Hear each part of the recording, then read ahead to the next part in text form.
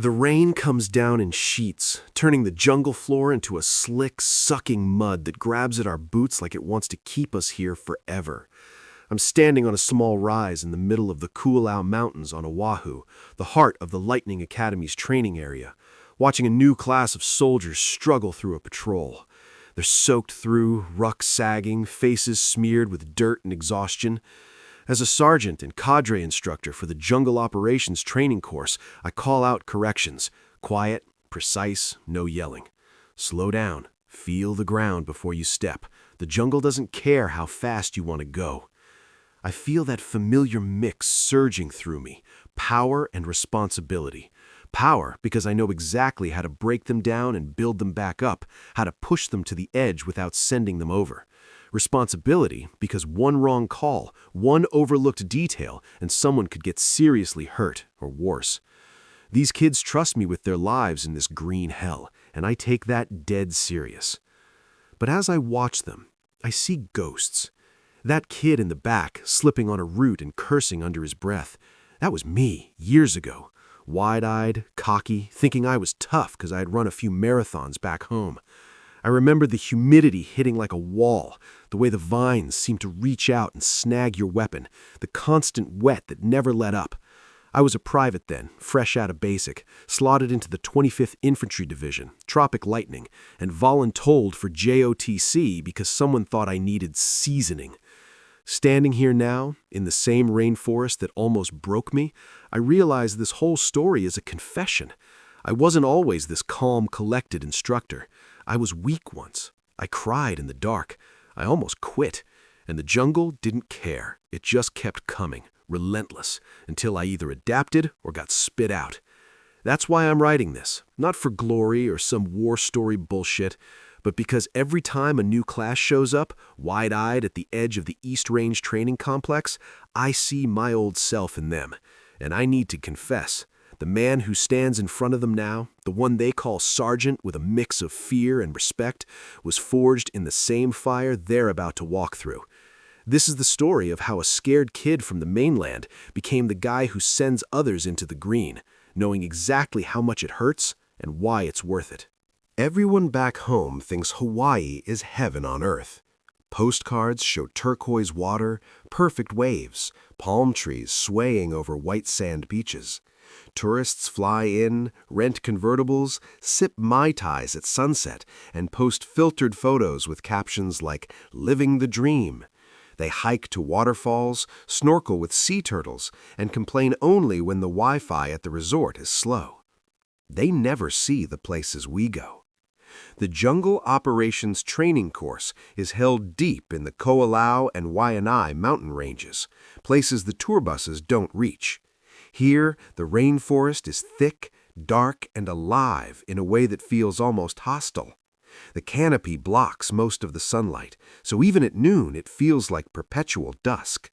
The air is so saturated with moisture that breathing feels like inhaling soup.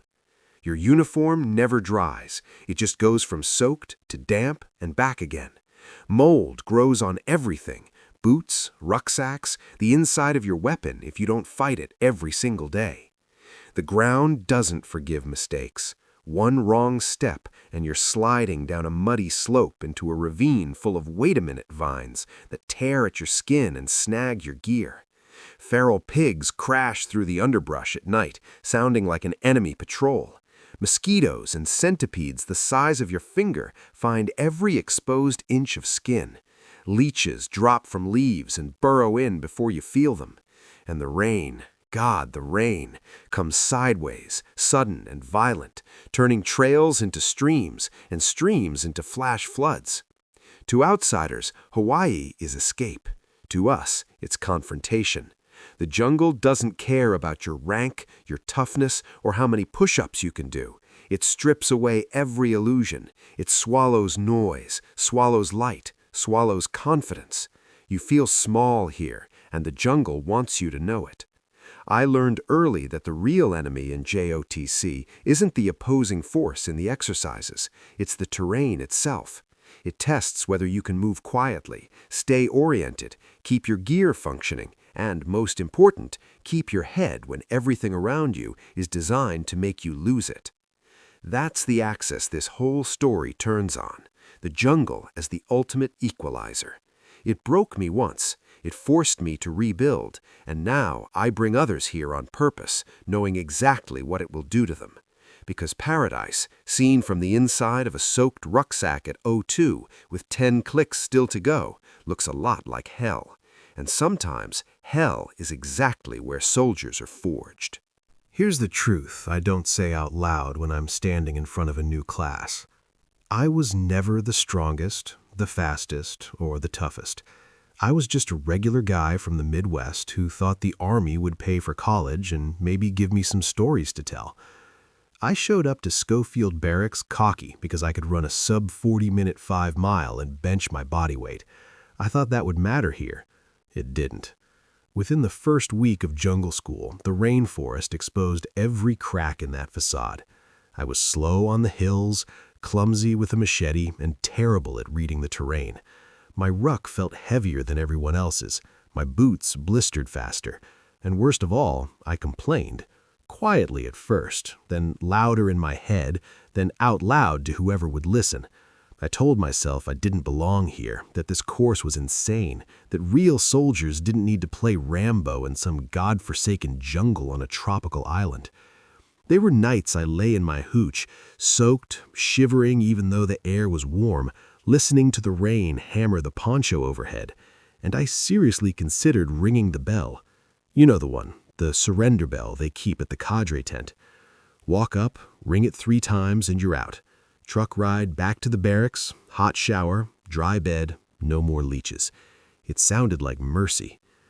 I never rang it, not because I was brave, but because I was more afraid of going home a quitter than I was of staying.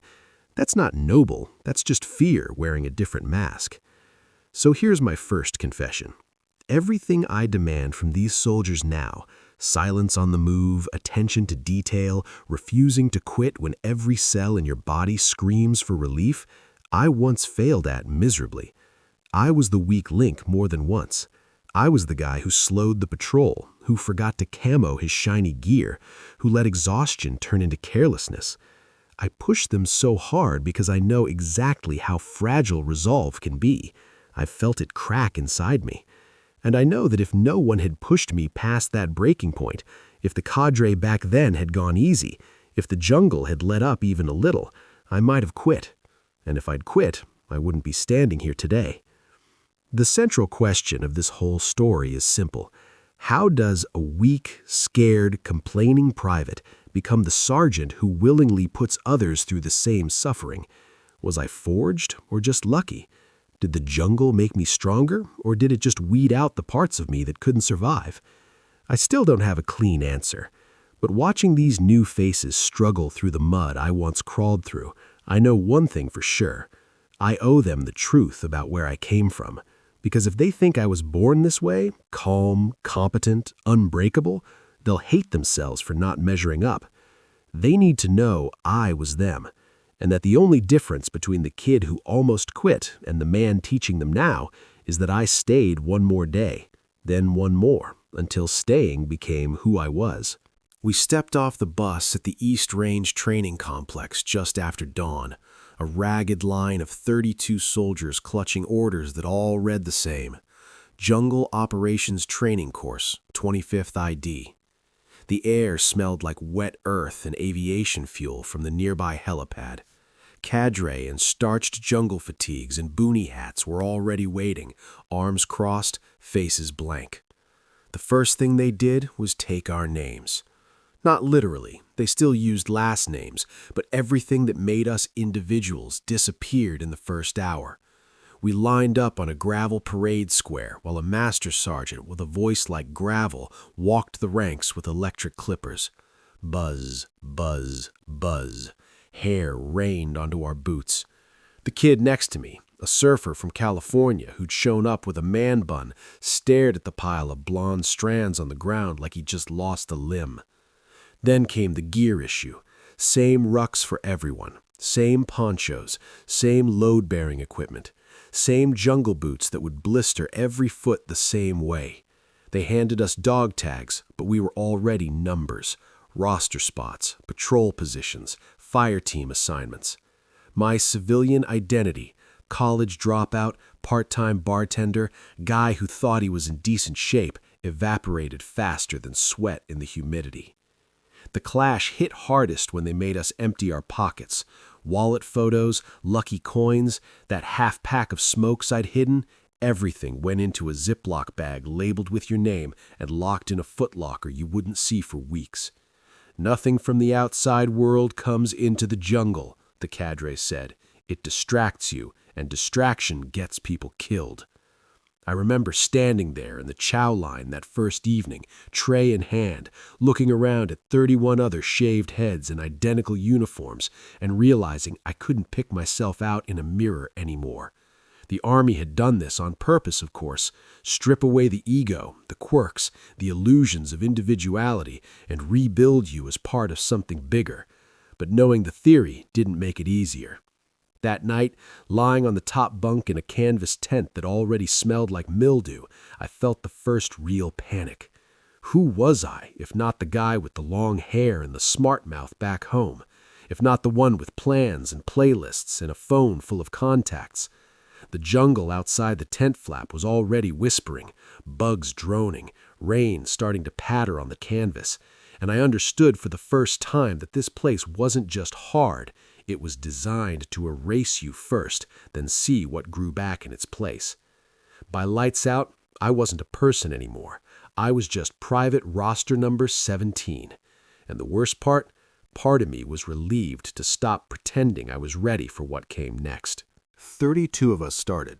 Only 19 graduated. From the first morning, the differences between us were obvious, even with shaved heads and identical uniforms. There was Ramirez, a wiry infantry private from East L.A. who moved like he'd been born in the jungle. Quiet feet, quick hands, always scanning. He never complained, never seemed tired. Then there was Kowalski, a big National Guard engineer from Wisconsin, built like a linebacker, loud and confident, cracking jokes during ruck marches until the hills shut him up. Park was the quiet one, a specialist from Seattle who'd re-enlisted after college, always reading field manuals at night with a red lens flashlight. And then there was Hayes, the problem child. Cocky, mouthy, always testing the cadre, convinced the course was stupid and that real war didn't happen in rainforests anymore. I fell somewhere in the middle. Not the strongest, not the weakest. I tried to keep up with Ramirez, laughed at Kowalski's jokes, studied with Park when I could, but Hayes and I clashed early. He called me college boy because I'd mentioned wanting to finish my degree someday. I thought he was reckless. He thought I was soft. Those contrasts set the fault lines for everything that followed. Ramirez became the unofficial leader of the fast movers, the ones who pulled security, cleared routes, and never fell out. Kowalski anchored the heavy loads, carrying extra ammo or water without being asked. Park was the navigator. His land nav scores were perfect from day one. Hayes formed his own little clique of loud complainers who smoked the cadre's patience as fast as they burned energy. The group conflicts started small, a missed hand signal during a patrol, someone forgetting to refill canteens, forcing the whole squad to ration, arguments in the tent at night about whose turn it was to dig the cat hole or clean weapons. But the jungle amplified everything. Exhaustion made temper short. Hunger made fairness feel personal. When Hayes openly mocked Park for double-checking his pace count, "We're not lost, nerd," it split us further. Some sided with Hayes because backing the loud guy felt safer. Others gravitated to Ramirez and Park because competence felt like survival. I watched it all, trying not to pick sides, but I felt the pull. I wanted Ramirez to like me. I didn't want Hayes to target me. And slowly, I started seeing how the jungle wasn't just testing individuals, it was testing whether we could function as a unit despite our differences. By the end of week 1, 3 guys had already quit. One rang the bell after a hypothermia scare during a night river crossing. 2 others got medically dropped for blisters that turned into infections. Their bunks stayed empty. We weren't allowed to talk about them. The faces that remained grew harder, sharper. The ones who disappeared became warnings. The jungle doesn't negotiate. And the rest of us, Ramirez, Kowalski, Park, Hayes, me, and the others were now tied together whether we liked it or not. The real conflict wasn't with the cadre anymore. It was between who we'd been on day 1 and who we would have to become to make it out. Day 4. We were finally leaving the relative safety of the training complex and heading into the Ko'olau for our first real patrol, a 12-kilometer movement to contact, followed by an ambush lane. The cadre briefed us in 0400. Move quietly, maintain interval, conserve water, no talking unless it's mission essential. We nodded like we understood. The jungle hits differently once you're inside it with a full load. The trail started steep, straight up a ridge covered in uluhe ferns that grabbed your ankles and guava trees that dumped water on you every time you brushed a branch.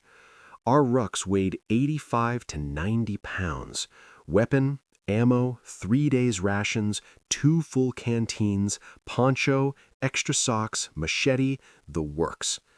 Within the first hour, sweat was pouring off us like we'd jumped in a river.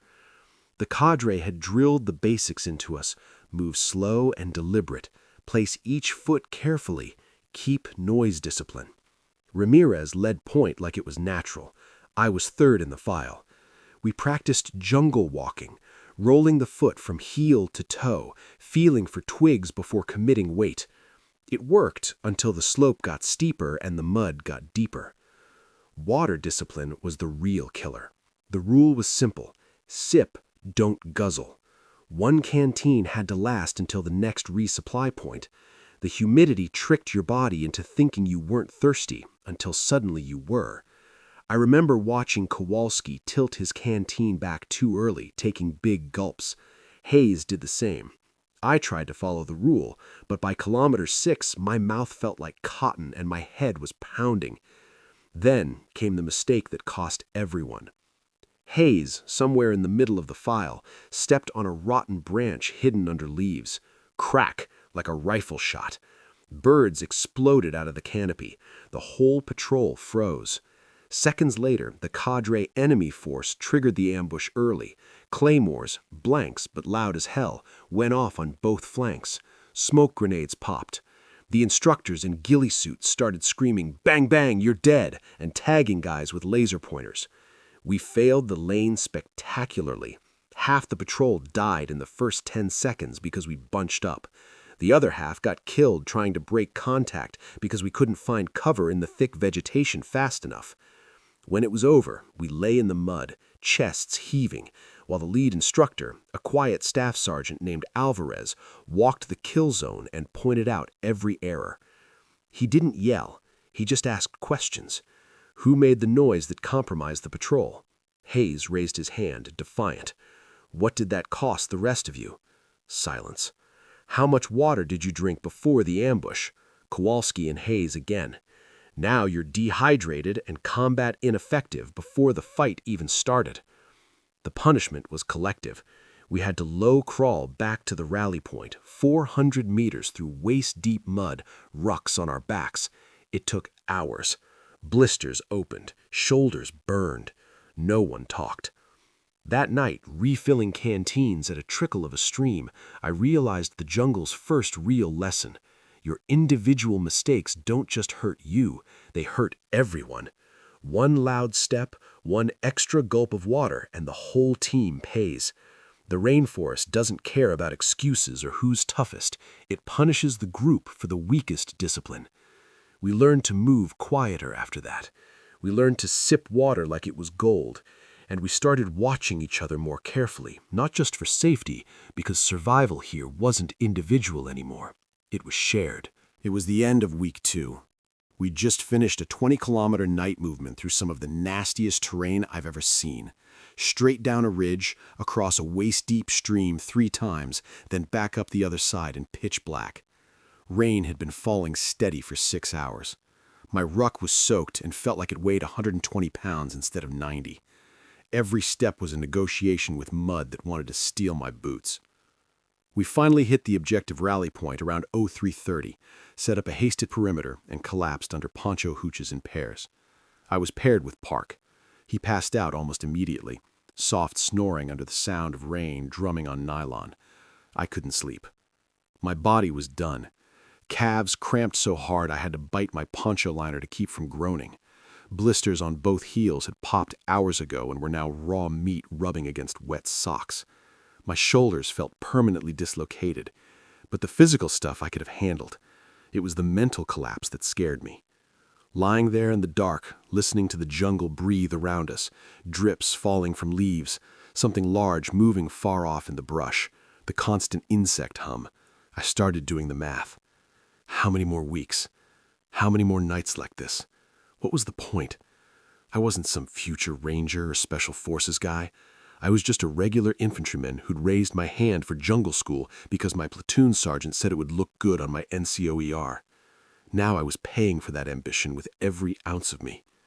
The internal argument went full volume. You're not cutting it. Look at Ramirez. He's still alert on security. Kowalski carried the saw ammo and didn't fall out once. Even Hayes, for all his bitching, kept up. You're the weak one. Just ring the bell tomorrow. Tell him you twisted an ankle or something. No one will blame you. Half the class is already gone. You gave it a shot. Go home, sleep in a dry bed, eat real food. Stop pretending you're this hardcore soldier. You're not. I actually pictured it. Walking into the cadre tent at first light, ringing that stupid bell 3 times, handing over my weapon. The truck ride back to Schofield. A hot shower. Pizza. My buddies in the rear asking what happened and me shrugging it off with some half-truth.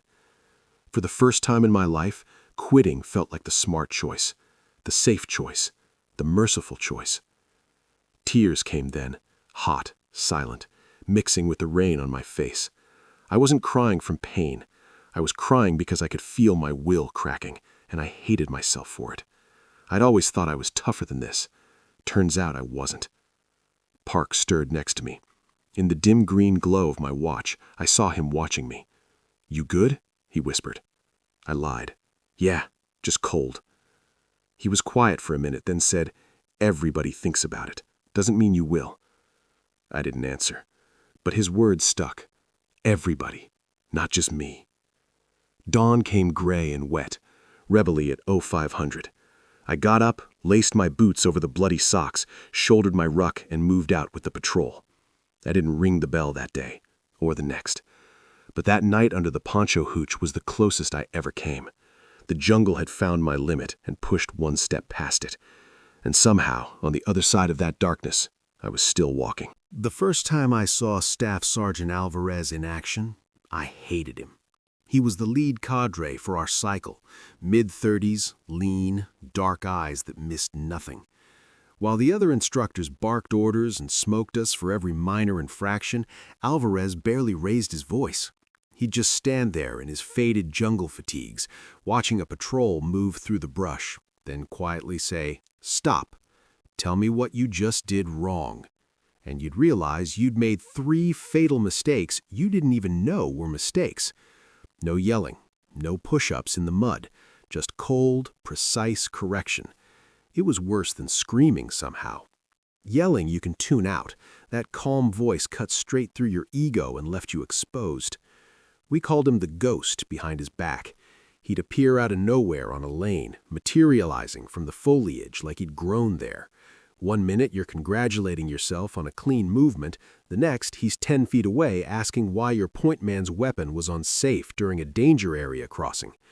Ramirez respected him immediately. Kowalski was terrified of him. Hayes tried to bait him into an argument once, something about how real combat isn't this picky, and Alvarez just looked at him for 5 full seconds, then said, "You're right, real combat is less forgiving." Hayes didn't push it again. Alvarez became the counterweight to every loud, aggressive stereotype of a drill instructor I'd carried from basic training. He didn't need volume because he had absolute competence. He demonstrated technique once, crossing a stream with full gear without making a ripple, or moving uphill so quietly you couldn't hear him 5 meters away, then expect you to match it. No excuses. Years later, when I pinned on Sergeant and came back to Lightning Academy as cadre, I modeled myself after him without even realizing it. I don't yell at my students either. I don't need to. The jungle does the screaming for me. But I also understood something deeper about Alvarez that I didn't back then. His quiet wasn't detachment, it was control. He'd seen soldiers die in training before. Heat stroke, flash floods, falls down ravines. He knew that every time he let a bad habit slide, he was gambling with lives downrange. The calm voice wasn't mercy. It was the sound of someone who refused to let emotion cloud judgment. He wasn't trying to break us for fun. He was trying to keep us alive later, in places far worse than Hawaii. And now, standing in his old spot on the ridgeline, watching a new generation struggle with the same lessons, I finally get it. The instructors who don't yell are often the ones who care the most, because they've already done the math on what happens if you fail. People think jungle training is about teaching soldiers how to swing machetes, build rafts out of ponchos, or eat bugs if they have to. Those skills matter, but they're secondary. The real curriculum, the one that keeps you breathing in combat, is discipline. Staff Sergeant Alvarez drilled that into us every single day, not with speeches, but with relentless attention to the small things. Gear layout was the first religion. Every morning at 0500, we dumped our rucks on a poncho liner in perfect rows. Weapon at the top, ammo pouches aligned, socks rolled exactly the same way, MREs stacked by menu number. If one item was out of place, the entire squad did flutter kicks in the mud until the offender fixed it. It felt petty until the day we had to evac a guy with heat exhaustion. Everything was so standardized that we found his extra IV bags in seconds. Weapon maintenance was non-negotiable. After every patrol, no matter how tired we were, we cleaned rifles under poncho hooches with red lens flashlights. Alvarez would walk the line, pull a patch through your bore, hold it up to the light. If it came out dirty, you started over. He'd say the same line every time. A dirty weapon doesn't malfunction in training. It malfunctions when your buddy's life depends on it. Water discipline, noise discipline, light discipline, admin discipline, every kind had a purpose. Drink too much too fast, and you're dry when the resupply is delayed. Talk on the move, and you give away your position. Flash a white light at night, and you skyline the whole patrol. Forget to tape down loose straps, and the rattle announces you a kilometer away. Punishments weren't about ego or power trips. They were educational. If someone forgot to camouflage the shiny buckle on their ruck, we all did low crawls until we understood why that reflection could get a sniper's attention. If a fire team leader failed to enforce interval and the patrol bunched up, the whole team carried logs up a ridge until spacing became muscle memory. I hated it then. I get it now. When I came back as cadre, I kept the same system. My students think I'm obsessive when I make them re-roll socks for the third time or repack their ruck because one corner isn't square. They don't see that I'm teaching them a mindset. In the jungle, chaos kills faster than the enemy. Discipline isn't punishment. It's the margin between surviving and not. I've read the after-action reports from real operations in places like Panama, Afghanistan's Karengal, or the Philippine jungles. The units that took preventable casualties almost always trace back to a breakdown in the basics: poor noise discipline on approach, inadequate weapon maintenance leading to stoppages, dehydration turning into heat casualties during a fighting withdrawal. Bullets and bombs get the headlines, but discipline, the quiet, boring, repetitive kind, is what actually brings most soldiers home. That's why I still walk the gear line at night with a red lens, pulling patches through bores. That's why I still smoke an entire squad for one guy's loose 550 cord, because I've seen what happens when you don't. And because Alvarez saved my life long before I ever saw combat, just by refusing to let me be sloppy when it was still safe to learn. Week 3, Phase 2, the long patrol. 5 days, 4 nights, no resupply except what we carried. 70-pound rucks minimum, live ammo for the final ambush, river crossings, ridge climbs, and a 30-kilometer exfil under simulated pursuit. The cadre called it the gut check. We just called it hell. We were down to 24 students by then. Everyone was leaner, harder, quieter. Even Hayes had stopped mouthing off as much. The jungle had sanded the edges off all of us. The incident happened on day 3. We were moving single file along a narrow ridge trail after a brutal climb. Rain had been falling hard for hours, turning the path into a greasy slide. Kowalski was point man that rotation. Big guy, strong as an ox, but the slope and the weight were wearing him down. I was right behind him in the file. Halfway across a particularly exposed section, Kowalski's foot slipped on a hidden root. He went down hard, twisting his knee with a sound none of us would ever forget, a wet pop that cut through the rain. His ruck pinned him sideways against the slope, one leg dangling over a 15-foot drop into rocks and vines. The patrol froze. Ramirez, our squad leader for the lane, hand-signaled halt in security. I dropped my ruck and scrambled to Kowalski. His face was gray, jaw clenched so tight I thought he'd crack teeth. "Talk to me," I said. "Knee. Can't put weight on it."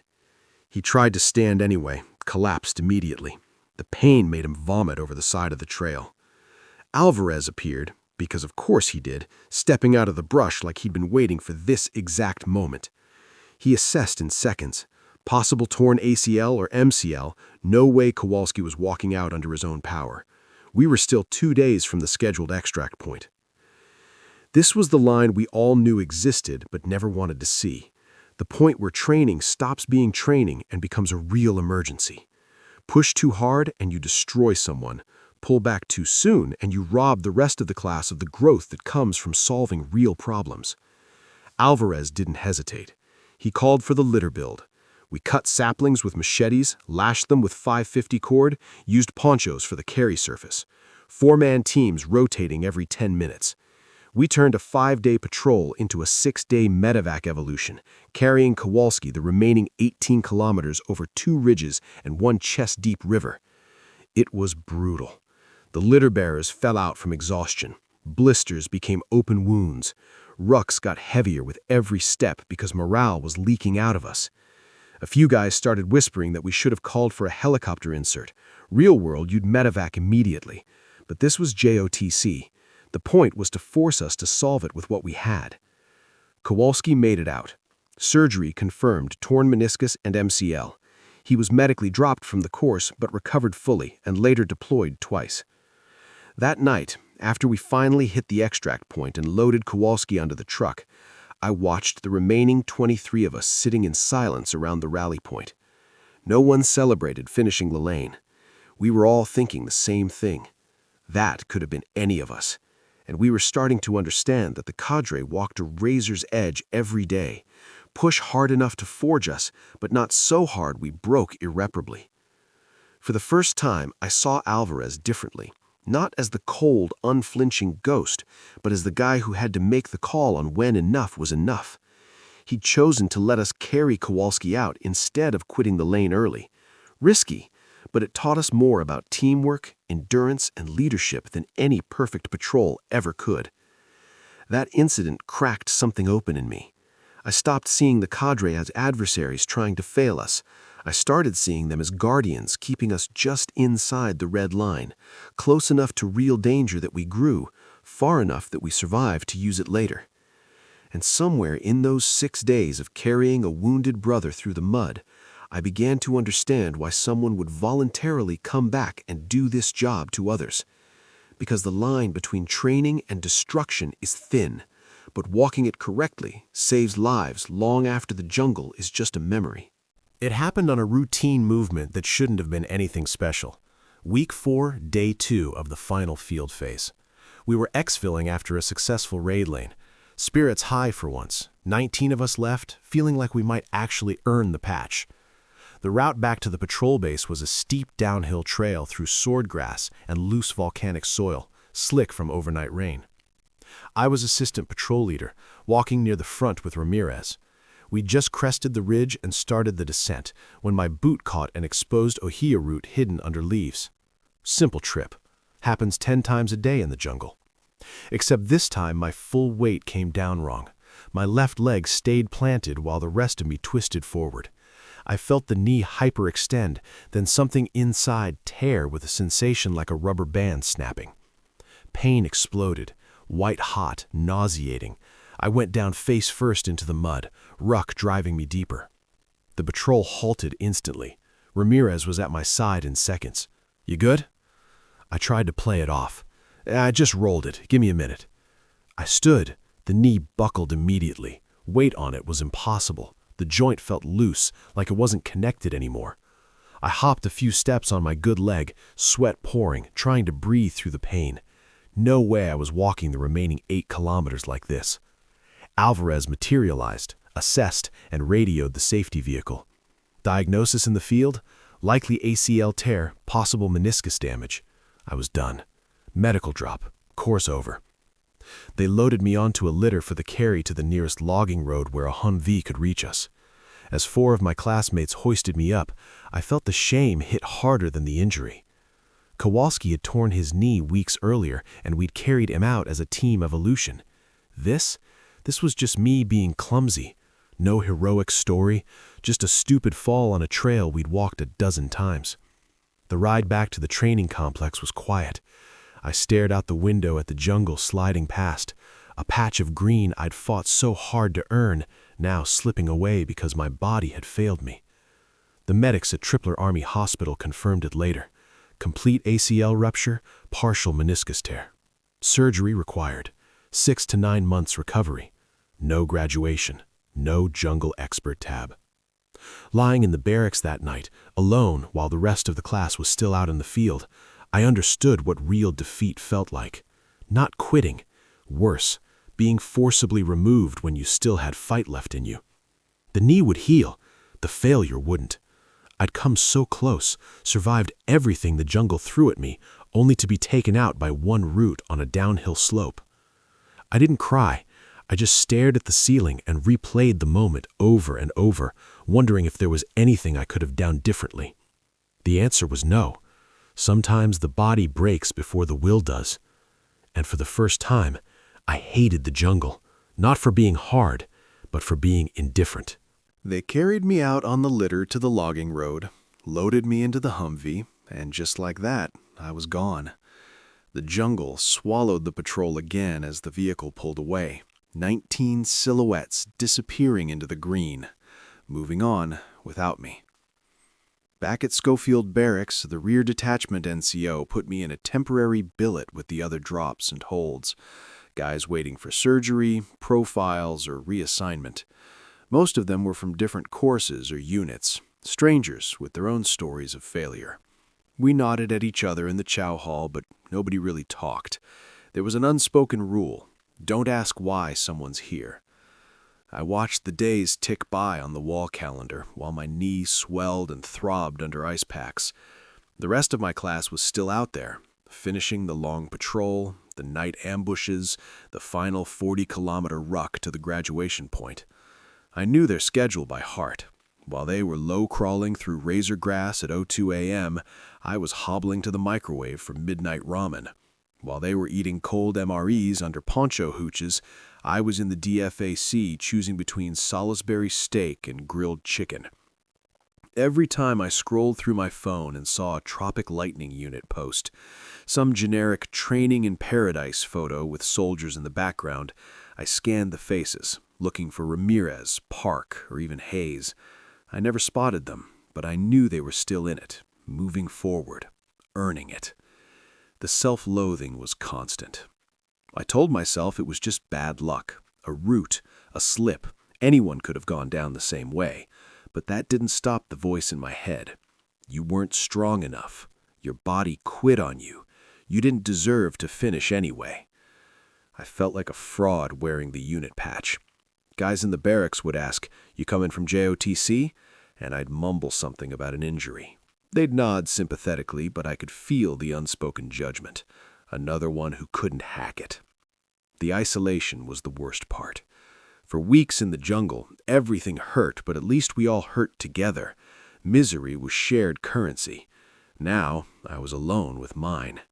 No more inside jokes about how bad Menu 4 MREs tasted. No more quiet talks under the poncho hooch at night. Just me, a swollen knee, and the knowledge that the people I'd suffered alongside were still suffering and growing without me. I stopped checking the group chat the class had made. The messages were all encouragement, mission updates, countdowns to graduation.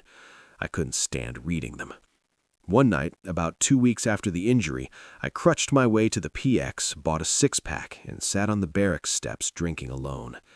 A sergeant from another company walked by, saw the crutches and the temporary profile bracelet, and said, "Jungle school?" "Yeah." "Rough course. You'll get it next time." I nodded, but inside I was screaming, there might not be a next time, and even if there is, I'll always know I failed this one. Being left behind didn't just hurt my knee, it hurt my identity. I'd started to believe I was becoming something tougher, something real. Then the jungle reached out with one root and reminded me I was still fragile. The shame wasn't loud. It was quiet, constant, corrosive. And it followed me all the way to surgery, through months of physical therapy and into whatever came next. Because no matter how many times people told me it wasn't my fault, part of me knew the truth. The patrol moved on. The course went forward. The jungle didn't wait. And I got left behind. I was 3 months post-surgery, grinding through physical therapy at the Schofield Soldier Recovery Unit. The knee was stabilizing, could run short distances without the brace, could ruck light loads again, but the mental damage lingered. I'd been recycled into a regular line company in the 25th, doing staff duty and motor pool crap while waiting for clearance to try JOTC again. Most days I felt like a has-been who never really was. One Thursday afternoon, I was limping across the quad when I heard that familiar calm voice behind me. "Private, hold up." I turned. Staff Sergeant Alvarez, still in jungle fatigues, apparently in from the East Range for a meeting. He looked exactly the same, lean, unreadable, like the rainforest had preserved him. We walked to a bench under a monkey pod tree. Small talk first. How the knee felt, how PT was going, how the unit was treating me. Then he cut to it. "Why haven't you put in a packet to recycle?" I shrugged. "Didn't think I'd get approved. And honestly, Sergeant, I'm not sure I want to go back. I failed once. What if I just break again?" He let the silence sit for a long minute, staring at the mountains in the distance. "You didn't fail. The course failed you. We design it to push bodies to the limit. Sometimes the limit shows up before graduation day. That's not weakness, that's physics." I didn't know what to say. No one had framed it like that before. He kept going. "I've seen guys ring the bell on day 2 who later became damn good soldiers. I've seen graduates wash out in combat because they never learned humility. The patch doesn't make the man. What you do after the setback does." Then he asked the question that hit hardest. "Do you think the jungle owes you anything?" "No, Sergeant." "Good, because it doesn't. It never did. But you still have a choice. Let one route define you, or go back and finish the conversation." I laughed, bitter. "Easy for you to say. You're cadre. You never got carried out." He looked at me for a long second, then rolled up his left sleeve. There was a long, faded surgical scar running from mid-bicep to elbow. "Panama, 89. Compound fracture on a night jump. Evac'd out of the operational area. Missed the big fight everyone talks about. Spent 6 months in a cast wondering if I was done. I wasn't cadre then. I was a scared specialist who thought his career was over." I stared at the scar. Alvarez, the ghost, had been broken and carried out too. He rolled the sleeve back down. "Difference was, I went back to airborne school the minute they cleared me. Not because I had something to prove to anyone else, because I had something to prove to the guy in the mirror who thought one bad landing meant he wasn't cut out for this life." He stood up. "Packets due next week for the April cycle. If you want a slot, I'll sign the recommendation. If you don't, that's fine too. But don't make the decision out of shame. Make it out of truth." He started to walk away, then paused. "One more thing. The jungle doesn't remember who quit and who graduated. It only remembers who came back." I sat there a long time after he left. The seed he planted wasn't some rah-rah motivation. It was quieter, deeper, the realization that real resilience isn't never falling. It's deciding the fall doesn't get the last word. 2 days later, I submitted the packet. Alvarez signed it the same day. And for the first time since the injury, I felt something shift. Not confidence exactly, but possibility. The jungle hadn't finished with me yet. Neither had I.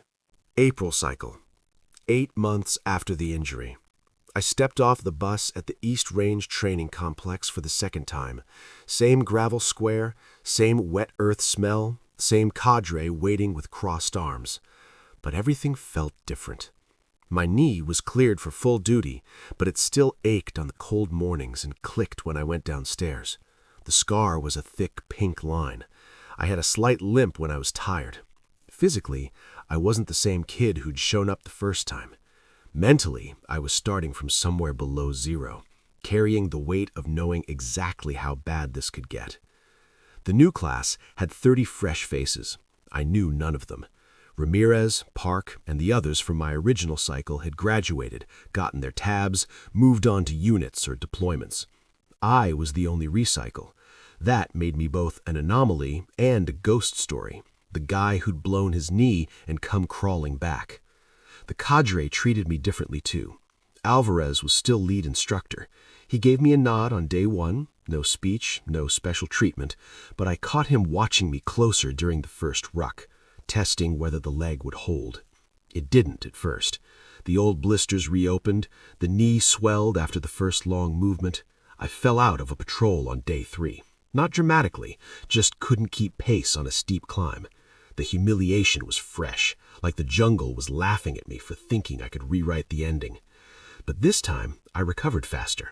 I taped the knee religiously, iced it at every halt, stretched like my life depended on it. I didn't try to prove I was tougher than before. I just tried to be smarter. The big shift was in how I watched everything. Having been through most of the course once, I could see the purpose behind every evolution. Gear inspections weren't busy work. They prevented chafing and lost equipment. Water discipline wasn't sadism. It kept you functional on the back half of the patrol. I stopped fighting the system and started studying it. I also kept my mouth shut. No complaining, no stories about last cycle. The new guys didn't need to hear how I'd almost made it before. They had their own suffering to do. Slowly, the body adapted again. The limp faded. Calluses thickened. The ruck felt normal instead of punitive. I wasn't the fastest or the strongest. There was a kid from the 82nd who smoked everyone on the hills, but I was steady. I didn't fall out again. More important, I started to trust the process instead of resenting it. Recovery wasn't about erasing the injury. It was about building around the weak spot until it wasn't the defining factor anymore. By the end of week 2, I wasn't the recycle anymore. I was just another student grinding through the mud. And for the first time since the tear, I felt like I belonged in the file. Not ahead, not behind, just in it. Coming back from -0 didn't mean becoming superhuman. It meant accepting that I was damaged goods and deciding to function anyway. The jungle didn't care about my scar. It only cared if I could still move through it. And day by day, I proved I could. Week 3 of my recycle cycle, we were deep into small unit patrols, 4 to 6 man teams rotating leadership roles every lane. The cadre wanted to see who could think under fatigue, who froze, who adapted. My turn came on a night ambush setup followed by a dawn break contact and exfil. 5 of us, me as patrol leader, a quiet corporal from the 101st named Vargas as point, 2 PFCs fresh out of OSET, and a specialist named Lee who'd been a Boy Scout leader back home and knew knots better than anyone. The objective was simple on paper. Move 6 kilometers through triple canopy to an overlook, set up a hasty ambush on a trail intersection, simulate the kill zone with blanks, then withdraw under pressure to a rally point. But nothing is simple in the Koilau at night. We stepped off at 2200. Rain had stopped for once, but the ground was saturated, every step a soft suck of mud. I'd studied the pace count and azimuths until I could recite them backward. Still, my stomach was in knots. Leading meant every decision was mine. One wrong turn and we'd miss the sight. One noise and the enemy cadre would light us up early. The first failure came quick. Halfway to the objective, Vargas signaled halt. He'd lost the trail in a tangle of howbush. I moved up, checked the map with a red lens, tried to shoot an azimuth to a terrain feature. Cloud cover killed the stars. No GPS allowed in training. We were navigating old school, pace, compass, and feel. I guessed wrong. We veered 30 degrees left and ended up in a gulch full of wait-a-minute vines that shredded our uniforms and skin. By the time I realized the mistake and corrected, we'd lost 40 minutes and everyone was bleeding from scratches. The PFCs started whispering, loud enough for me to hear frustration. Lee just watched me, waiting to see how I'd handle it. I could have pushed harder, tried to make up time. Instead, I halted the team, redistributed some weight from the slower guys, and admitted it out loud. My screw-up on the azimuth. We're adjusting now. Stay tight. That honesty steadied them more than bravado would have. We reached the ambush site just before first light, late but intact. Set up the claymores, blanks, assigned sectors, camouflaged. When the enemy patrol walked into the kill zone at dawn, we executed perfectly. Initiated clean, shifted fire, broke contact like clockwork. The exfil was where real leadership got tested. The cadre threw artillery simulators and roaming pursuers at us. We had to cross a knee-deep stream twice, climb a near-vertical ridge, and maintain cohesion while evading. One of the PFCs, kid named Torres, started cramping badly after the second river crossing. Could barely walk. We had two choices: slow the whole team and risk getting caught, or figure something else out. I remembered Kowalski's litter carry from my first cycle. We didn't need a full litter, but we could help. I had Vargas and Lee rig a quick support, arms linked under Torres's ruck to take weight off his legs. I took point and slowed the pace just enough. We rotated the carry every 5 minutes. We made the rally point with 10 minutes to spare. Exhausted, cut up, soaked, but together. Alvarez was waiting at the AAR. He didn't praise the ambush. It was textbook. He focused on the exfil. How we'd corrected the navigation error without panic, how we'd refused to leave Torres behind even when speed mattered. Then he looked straight at me and said, "Solid leadership on the correction and the carry. You didn't try to be perfect, you just kept the team functional." It was the first time a cadre had called something I did solid, not flashy, not heroic, just functional. In the jungle, that's the highest compliment. That lane taught me leadership isn't about never failing. It's about failing early, owning it fast, and fixing it without fracturing the team. I wasn't the best navigator or the strongest carrier, but for the first time I felt like a real part of the line, not just surviving the course, but helping others do the same. And that felt like the first real step towards becoming something more than a private who refused to quit. Final phase, leadership cycle. My team of 5 drew the overnight security halt after a long raid lane. We'd moved 15 kilometers that day, hit the objective clean, and withdrawn to a dense patch of koa and oia deep in a valley no trail map bothered to name. The cadre dropped us off with a grid, a no-comm window, and one instruction: hold this position until 06 pickup, maintain 100% security, no sleep. We set up a cigar-shaped perimeter in a small clearing barely big enough for our rucks. 2-man fighting positions, overlapping sectors, trip flares on the approaches, claymores out front, blanks but wired real. I took the first watch with Vargas. The others tried to grab quick naps under poncho hooches. The jungle went dark fast. Canopy swallowed the last light by 1830. No moon, just layers of black broken by the faint glow of our red lens headlamps when we checked gear. Rain started soft, then steady, drumming on leaves overhead like distant small arms fire. That's when the real fear showed up, not the adrenaline kind from an ambush lane, but the slow, creeping kind that lives in silence. First it was the sounds. Feral pigs rooting somewhere close, crashing through brush, grunting, sounding exactly like a human patrol trying to be quiet and failing. Every snap of a twig made us freeze, weapons up, safeties clicked off. Vargas whispered, "You hear that?" I nodded. We waited. Nothing came, just pigs, but the heart rate stayed elevated. Then the waiting set in, hours of it. You can't talk above a whisper on security. You can't move much. You sit in the mud, wet uniform clinging cold, listening to your own pulse and the endless drip from leaves. Thoughts you keep buried in daylight start crawling out. I thought about the knee, how one wrong step in the dark could end everything again. I thought about the guys who'd quit or been dropped, wondering if they were sleeping dry right now and feeling sorry for us or glad they were out. I thought about what would happen if this wasn't training, if the silhouettes moving out there were real and they wanted us dead. Vargas broke the silence once, voice low. "You ever get scared out here for real?" I thought about lying, saying no. Instead, I told the truth. Every night. He nodded like that was the right answer. Around 2 o'clock, Torres, the PFC who'd cramped on my earlier lane, started shaking in his hooch. Not from cold, full-body tremors, quiet sobs he was trying to hide, combat fatigue hitting hard. I crawled over, checked he was okay physically, then just sat with him. Didn't say much, just let him know he wasn't alone in it. By 4 o'clock, the rain stopped, but the quiet got heavier. No birds yet, no wind, just that oppressive jungle stillness that makes you feel watched. I caught myself gripping my rifle tighter than necessary, scanning sectors I'd already cleared 10 times.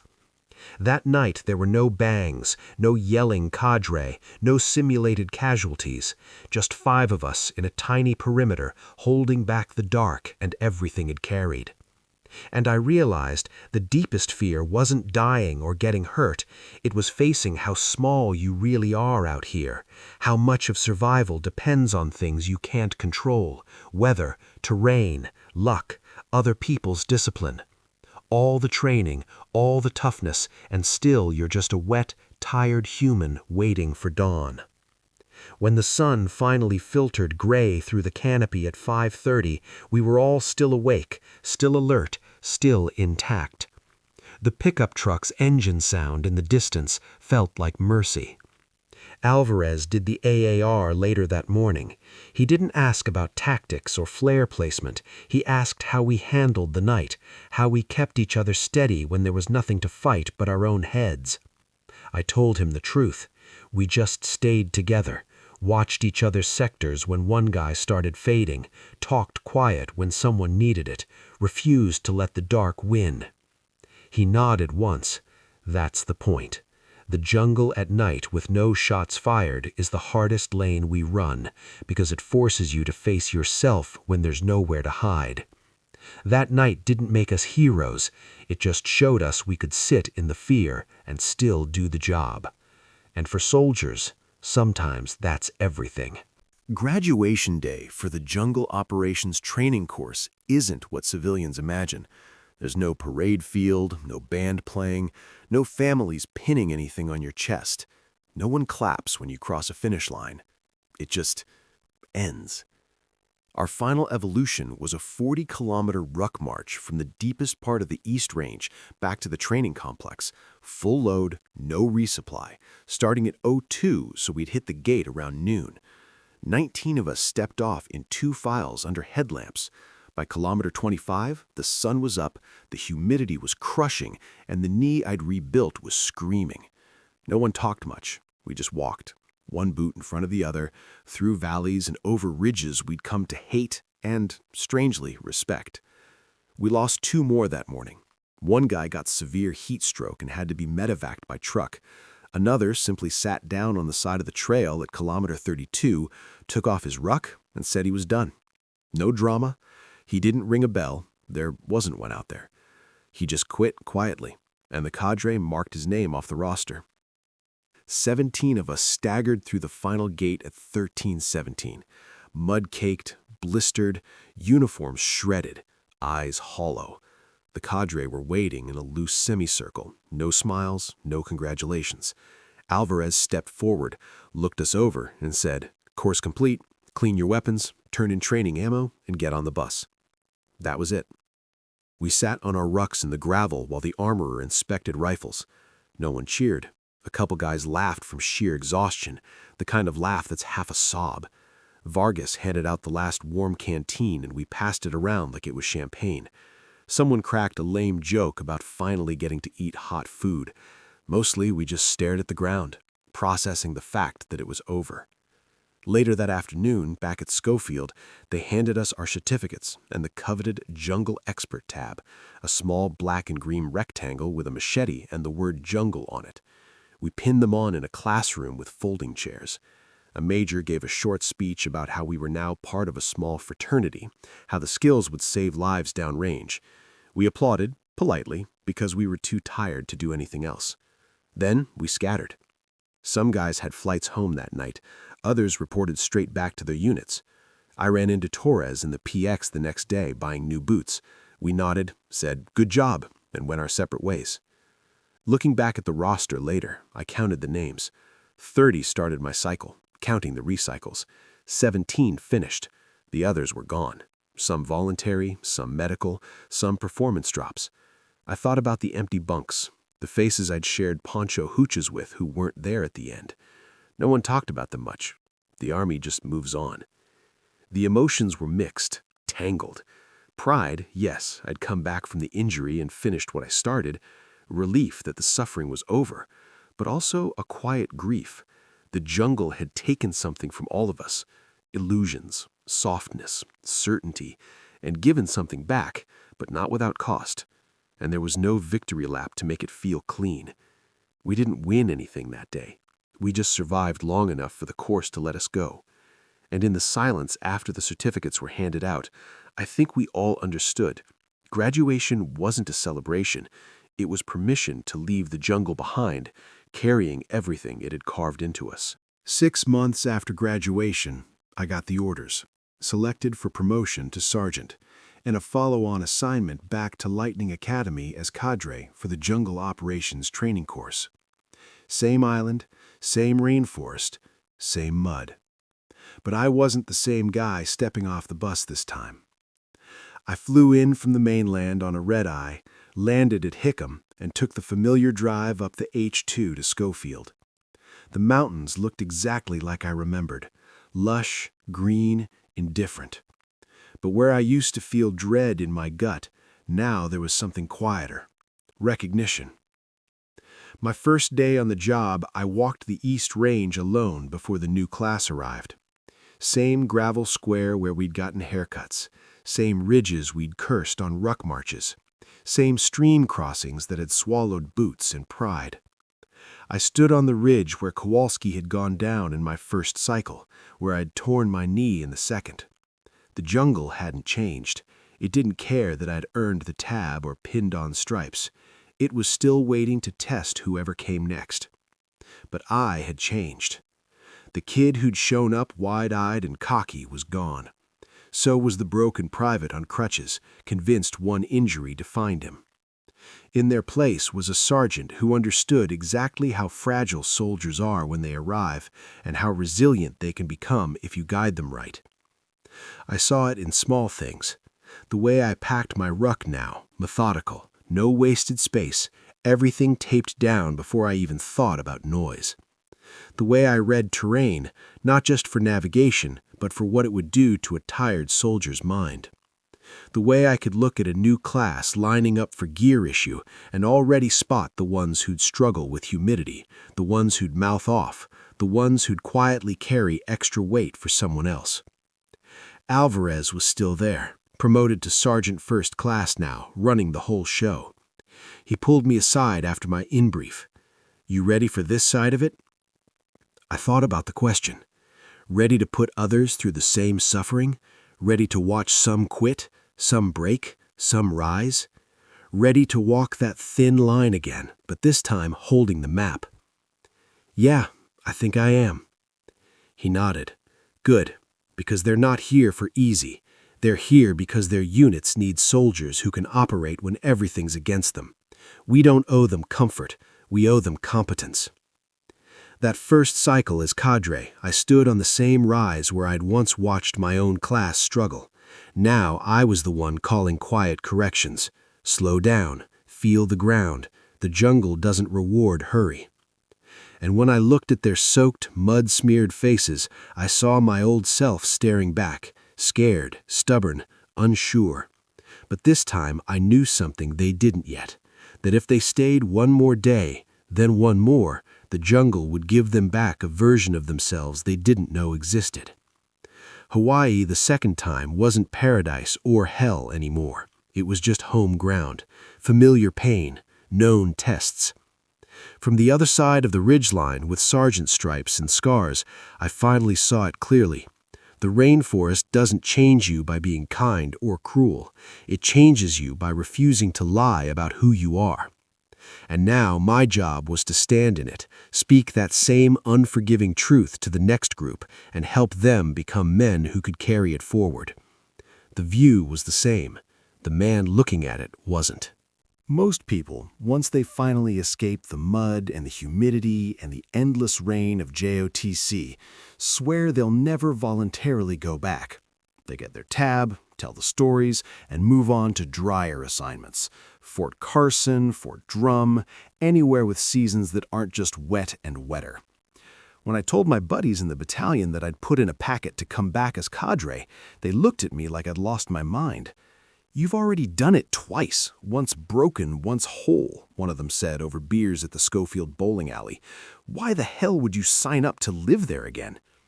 I didn't have a clean answer at the time.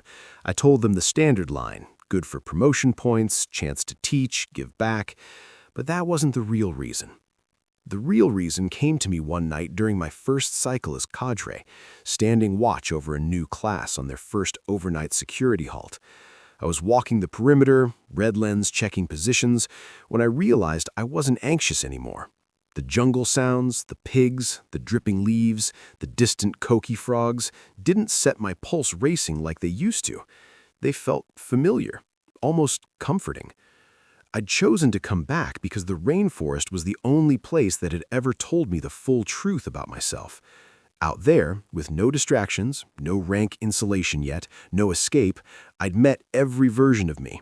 The cocky kid, the complainer, the broken one, the stubborn recycler, the quiet leader who finally figured it out. The jungle stripped away every lie I'd told myself about who I was or wasn't. And once you've seen yourself that clearly, weaknesses, strengths, limits, potential, you don't want to go back to places where it's easy to hide again. I also came back for the soldiers I'd watched disappear, the ones who rang the bell, the ones carried out on litters, the ones who just faded under the weight. I couldn't save them then, but maybe I could help the next group make it through. Maybe my scars, physical and otherwise, could be useful if they kept even one kid from feeling like quitting was the only option. There was selfishness in it too. Teaching in the jungle kept me sharp. It forced me to live the standards I'd finally internalized. I couldn't let myself get soft, get loud, get sloppy, not when I knew exactly how much it cost when cadre failed to model what they demanded. Alvarez asked me the same question during my cadre in-processing. Why volunteer for this? I thought about it longer this time. Because the jungle gave me something I didn't have before. It showed me who I am when everything's taken away.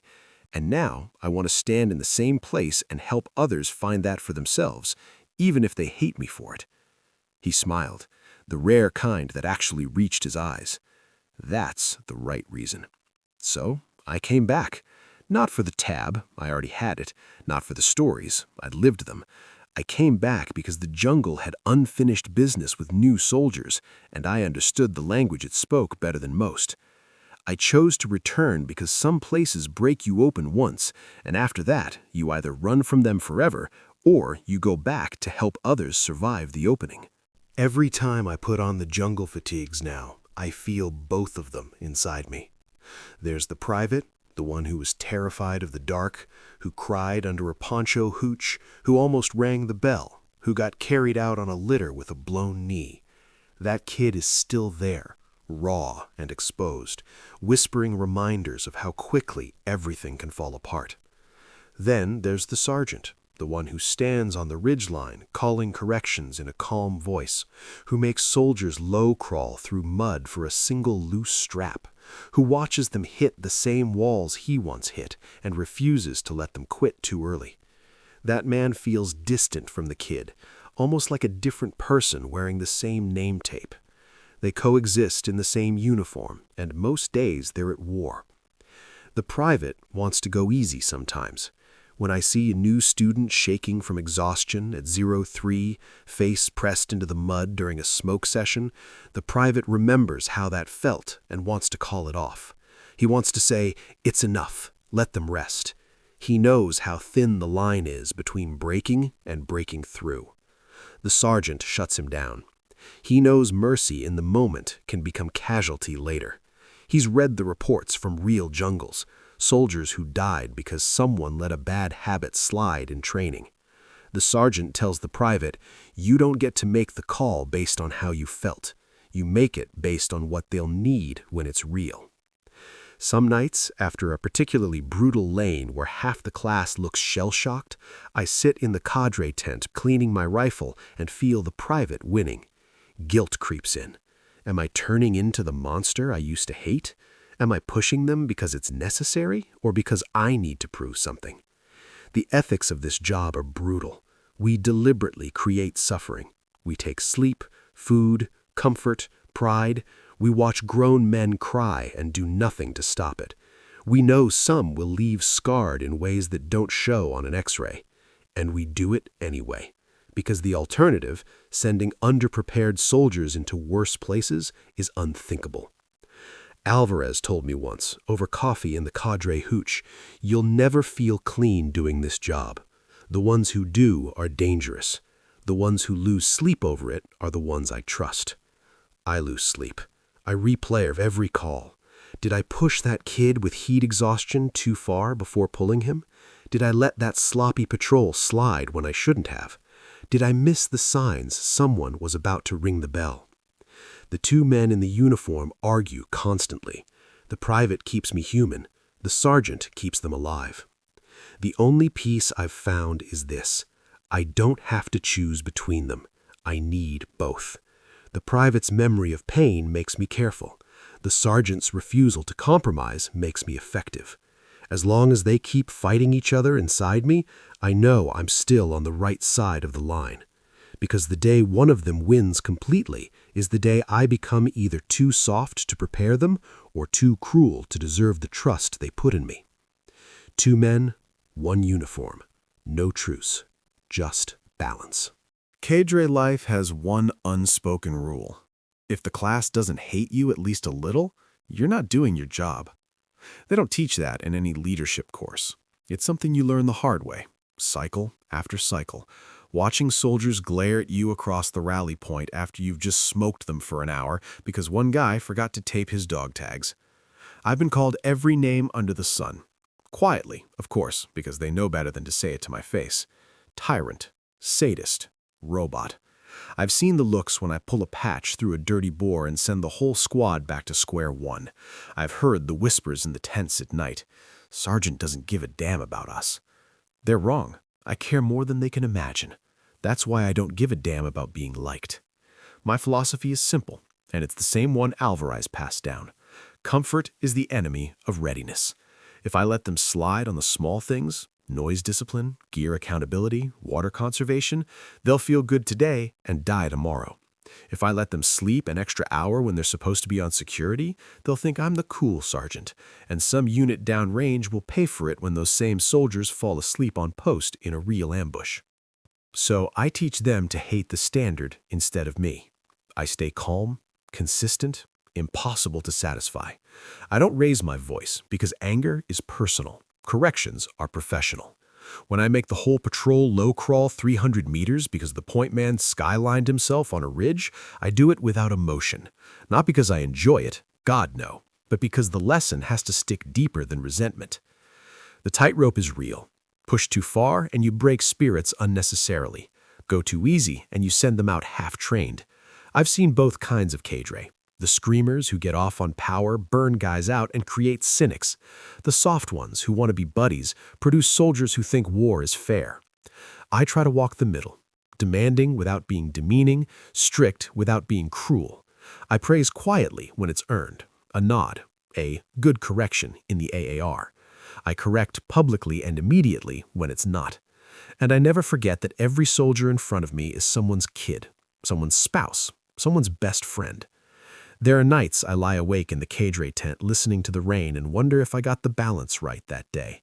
Did I pull that struggling kid from the lane soon enough? Did I let that cocky one slide when I should have crushed the ego early? The margin is razor thin. But then I remember the letters, few and far between, that come from former students after a deployment. Your bullshit saved my life. We moved through that jungle like we owned it because you never let us get sloppy. I hated you then. I get it now. Those make the hate worth carrying, because in the end, I'd rather they hate me and live than love me and come home in a bag. That's the deal I made when I came back to this ridgeline. Be the villain in their story for a few weeks so they can be the heroes in their own later.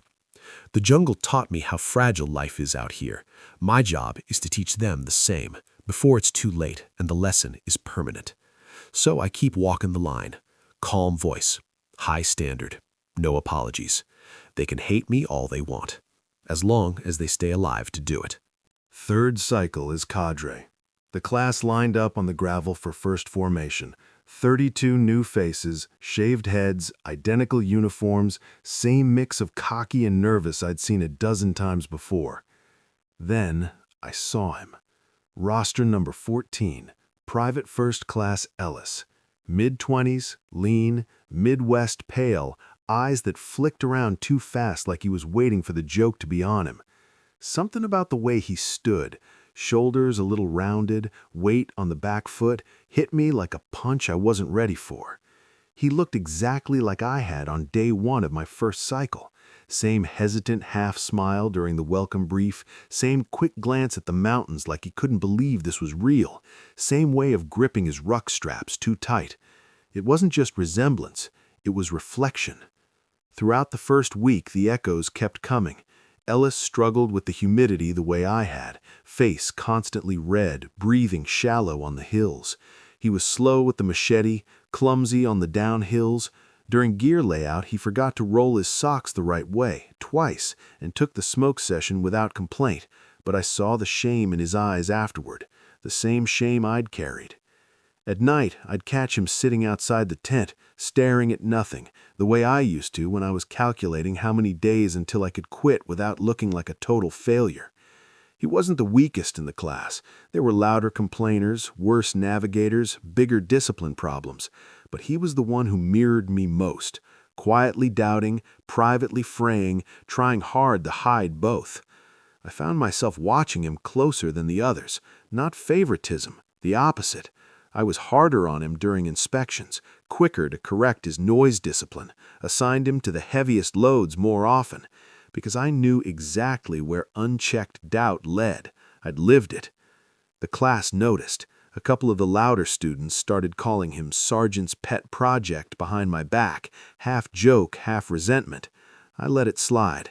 They didn't understand I wasn't picking on him. I was trying to keep the jungle from doing to him what it had almost done to me.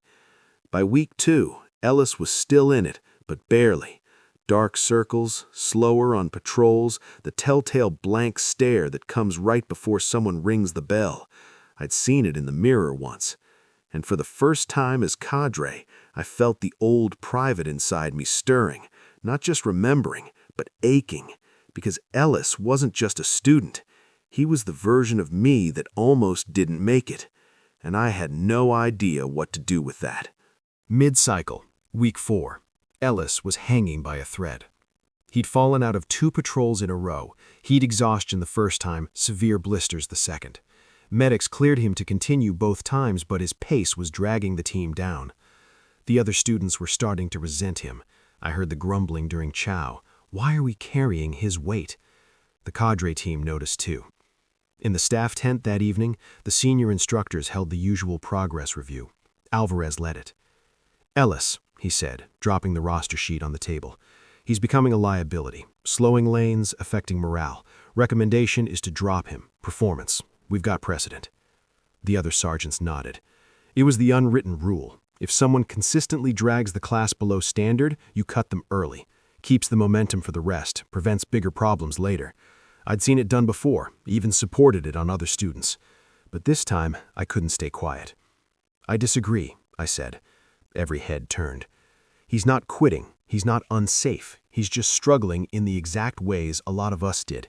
Give him one more lane. Put him in a support role. Carry the radio, the extra water. Let him contribute without leading pace. If he falls out again, then we drop him. But I think he'll respond. Alvarez studied me for a long second. You're getting personal with this one. He wasn't wrong. Ellis was the mirror I couldn't ignore. Dropping him felt like dropping the old me, the one who needed just one more chance after the injury, one more person to believe the fight was still in him. Yeah, I admit it. Maybe I am. But I also think it's the right call for the soldier, not just the class pace. The room was quiet. Going against the grain as a junior cadre wasn't career smart. Consensus mattered. Standards had to hold. Alvarez finally spoke. One more lane. Support role only. If he impedes the mission again, he's out. No appeal. The next day, I pulled Ellis aside before the patrol brief.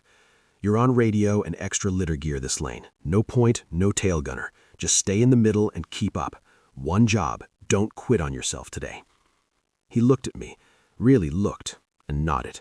No excuses, no thanks, just a nod. That lane was a grinder. 18 kilometers, 2 major river crossings, 1 night ambush. Ellis didn't set the pace, but he didn't fall out either. He hauled the PRC 152 the whole way, passed water to the guys who needed it, helped rig the litter when another student rolled an ankle. At the extract point, he was still standing, soaked, bleeding feet, but standing. After action review, Alvarez found me at the gear line. You were right, he said. Kid turned a corner today. Good call. I didn't feel triumphant. I felt relieved, like I'd paid forward something I'd once received without asking. Sometimes the unwritten order is to cut the weak link fast, but sometimes the harder call, the one that risks the cadre's credibility, is to give the struggling one the exact rope he needs, not 1 inch more or less. I went against the grain for Ellis, and in doing it, I finally settled something with the private still living inside my uniform. He'd gotten his second chance once. Now it was time to pass it on. Ellis made it to graduation. Not dramatically, no last-minute heroic carry, no speech about overcoming odds. He just kept showing up. After that one reprieve lane, he found his rhythm in the middle of the file. Steady pace, reliable on the radio, quick to help with litter carries or water redistribution. He never became the fastest or the loudest, but he stopped being the liability. On the final 40-kilometer ruck, he walked near the back, knee wrapped in an ace bandage from old blisters, ruck leaning forward like everyone else's. When we hit the gate, he crossed with the main body, not first, not last, just in. 17 graduates that cycle, solid number. At the brief ceremony, Alvarez handed out the tabs. When Ellis stepped forward, I caught the look on his face. Not triumph exactly, more like quiet disbelief, like he'd expected the jungle to take him out right up to the end and couldn't quite accept that it hadn't. Afterward, most of the class scattered to the buses or the PX for cold drinks. Ellis lingered by the gear pile, slowly packing his ruck like he didn't want to leave yet. I walked over. "Good work," I said. Simple, no speech. He looked up, eyes clearer than I'd seen them the whole course. "Thanks, Sergeant, for not dropping me." I nodded. "You did the work." He hesitated, then asked, "How do you know I wouldn't quit?" I thought about telling him the whole truth, that he wore my old face, that keeping him in was as much for me as for him. Instead, I gave him the cleaner version. "Because you never stopped moving forward, even when it sucked. That's all it ever takes." He smiled, small, tired, real, and shouldered his ruck. We didn't shake hands or hug. Soldiers don't do that. He just said, "See you downrange, Sergeant," and walked toward the bus. I watched him go and felt something settle. Not closure exactly, more like balance restored. The manuals and cadre guides lay out clear criteria for drops: safety risks, repeated failure to meet standard, negative impact on the class. Ellis had skirted that line. By the book, dropping him early would have been defensible, maybe even correct. But the result we got wasn't in any book. One more soldier earned the tab who might not have otherwise. One less guy carrying the weight of almost made it, and one cadre who learned that sometimes the right call isn't the one that checks all the administrative boxes. The jungle doesn't follow manuals either. It operates on its own logic. Strip away, test, see what remains. Ellis remained, and in a small way, so did the part of me that once thought one bad break or one slow pace meant you were done. Sometimes the wins aren't the perfect patrols or the record times. They're the quiet ones, a kid who looked like failure crossing the line anyway. The course didn't teach that in any lesson plan, but it happened anyway. I used to think that was the goal. Take the version of me that finally made it, scarred knee, hard-earned tab, calm voice, and stamp him onto every soldier who came through the course. Make them move like I move now, think like I think, refuse to bend the way I learned not to bend. But cycle after cycle, I've watched it fail when I tried. Some students are built like Ramirez, natural jungle creatures from day one, quiet competence in their bones. Others are like Park, analytical, methodical, turning chaos into checklists. A few are even like Hayes, loud, defiant, needing the edges knocked off the hard way. And then there are the Ellises, quiet doubters who surprise you by simply refusing to disappear. None of them became me. None should. The ones who thrive don't mirror me. They take the pieces that fit and build their own version. Vargas turned into a flawless point man, but with a dry humor I never had.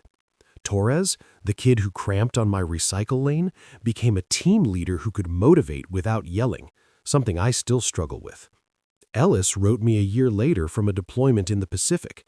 He'd led a patrol through a monsoon that flooded their route, kept everyone oriented and healthy, but did it by listening more than commanding. I didn't create copies.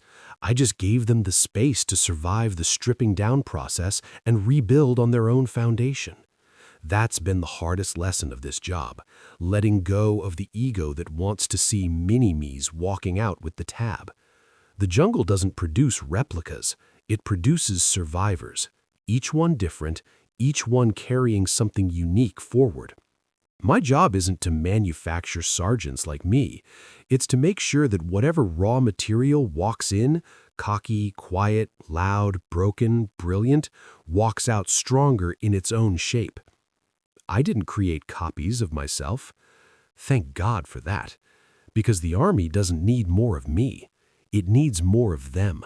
In the end, the rainforest doesn't add anything to you. It only takes.